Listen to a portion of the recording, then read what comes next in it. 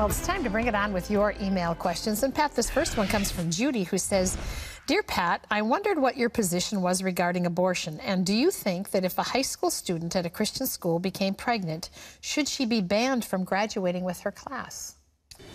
Oh, absolutely not. I tell you what, a girl's gotten pregnant. Okay, so she and a boy had sex together. Okay, end of story. So the results of sex often lead to pregnancy. So what do you want her to do, have an abortion? Is that going to satisfy the group of the... Christian school or well, whoever, I say that, I'm trying to think of a name of the Blue Noses or whatever. Yeah. You know, there was a book called The Scarlet Letter that it was so famous, you know, about a woman who had a child out of wedlock, and she had to wear in the letter A for adultery to mark her for the rest of her life, or at least for a period of time. I think that girl needs all the support she can get. I mean, people to get around her and love her, and by all means, let her. You think it's wrong because she's got a so-called baby bump when she's walking across the platform? Well, suck it up and stand with her and stop being so hard-nosed. Mm-hmm. I mean, I really think she's going to pay plenty of price for what she's done. But I think to have the Christians stand around her and say, we're going to help you raise that child, we're going to help you, you're going to carry the baby, you don't want to have an abortion, you're doing the right thing, God bless you. Not, I'm going to forbid you to graduate with your class and can't walk. No way. All right. Okay, this is Gina, who says, Hi, Pat. I've been hearing a lot lately about giants or Nephilim returning in the last days as God's judgment upon the earth. Is this scripturally verifiable or true? No, it's not. I think it's fantasy, all that nonsense. You read the Bible that angels had sex, or the sons of God had sex with women, and they had babies, and there were giants in the land. And there were some, apparently, there are records of some really big people. I mean, great big people in certain of these early cultures. But as far as Nephilim and all that business, I think that's just fanciful nonsense, and I think they're trying to cook up something that doesn't exist, all right? This is Doug, who says in the early stages of the 700 Club TV show, there was an opening theme song. I'm guessing this was in the 1970s, early 80s. Does anyone know the name of this song and who was the composer? Well, we had a leader named Danny Thomas, I think it was. Let's see, I've got that here.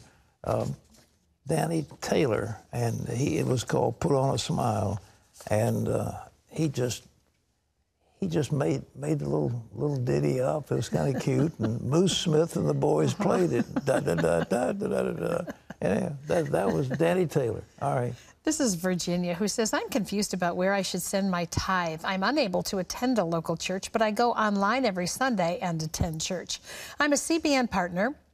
I send my tithe to an unwed mother's ministry. Is this the right place to send my tithe, or should it be going to a church?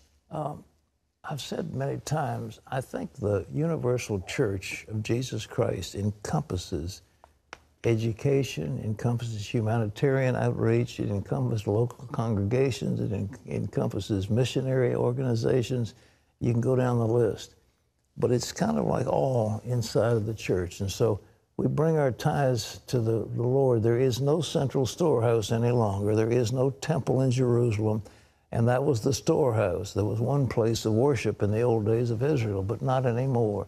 So let the Lord lead you in that regard, but you found an unwed children's missionary activity, and you want to give it to it. Okay, fine. What else? Herb wants to know, why doesn't Luke mention the exception clause for divorce and remarriage like Matthew does? Now, Luke was talking to me a few days ago, and he gave me all the word about how come he left it out. I don't have a clue. You know, please. How do I know? Well, I thought you were closer than that. Well, he's an author, and authors decide what they're going to put in their books. I'm an author. I leave things out and I put things in. Yeah. He's the same way. Okay.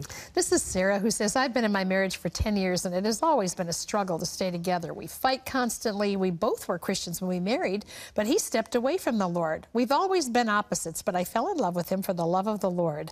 How can I help him love me the way the Lord wants him to? How can I help him lead the house in the Lord? He's very hurtful emotionally and mentally. I don't know how much longer our marriage will last, past, I don't know how to help him get back to the Lord as well as helping each other in our marriage. Please help. Well, what does the Bible say? By your conduct, a godly woman can bring her ungodly or unsaved husband to faith. I think what you do is demonstrate before him Christian virtue, and hopefully it'll bring his heart softened so he comes back to the faith that you said he once had. Beyond that, I don't have any. So how do you do it? Well, the Lord has to do it. Sometimes these deals become intolerable, and you have to have separation. And I just don't think that God intends us to live in a torment for all these years. Marriage is a time of joy between two people who love each other. It is not a prison where you serve out your sentence.